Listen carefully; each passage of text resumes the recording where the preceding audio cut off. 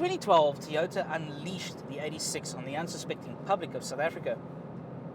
And in the 5 years since then, the vehicle has garnered something of a cult reputation amongst motoring enthusiasts.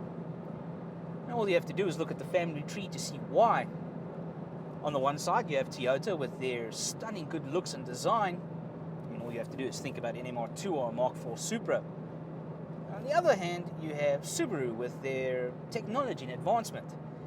I mean, they gave us the 50-50 weight distribution and the suspension and handling. And let's not forget that 2-litre 4-cylinder boxer engine.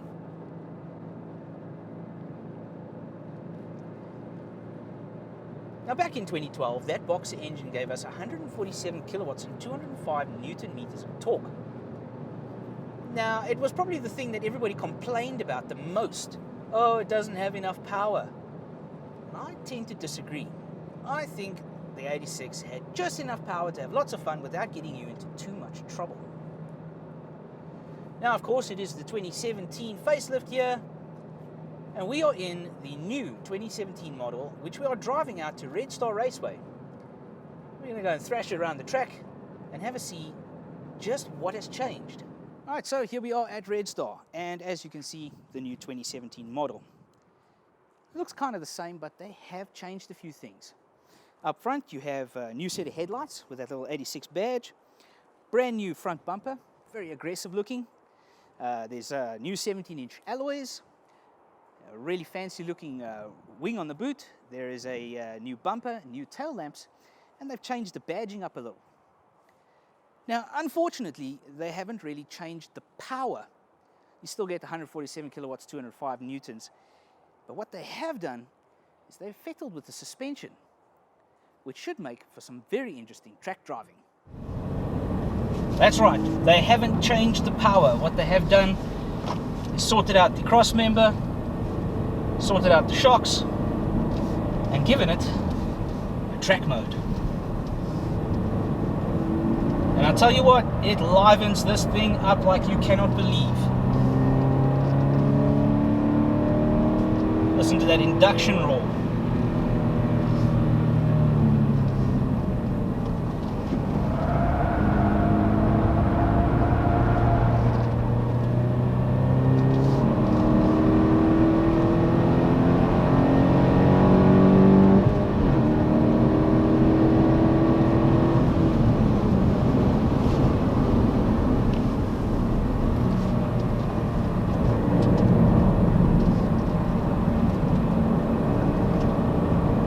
The other things they've sorted out is the aerodynamics, basically mirroring the roofline underneath the car. The diffusers are also sporting a whole bunch of new little canards all over the place.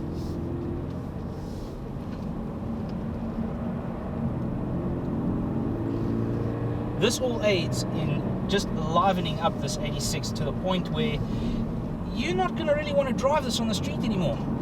This becomes your track toy.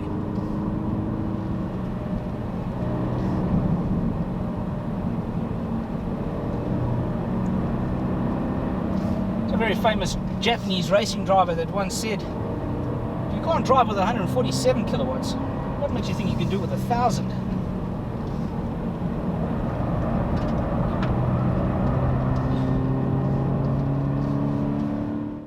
Now, in the interior of the 86, quite a few things have changed.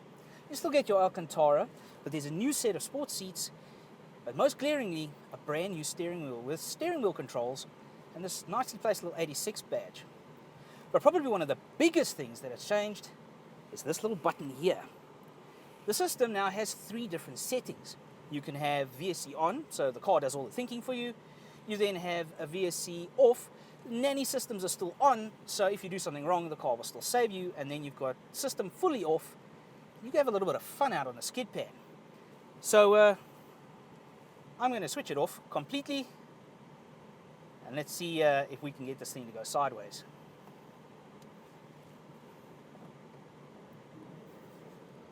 All right, we're off.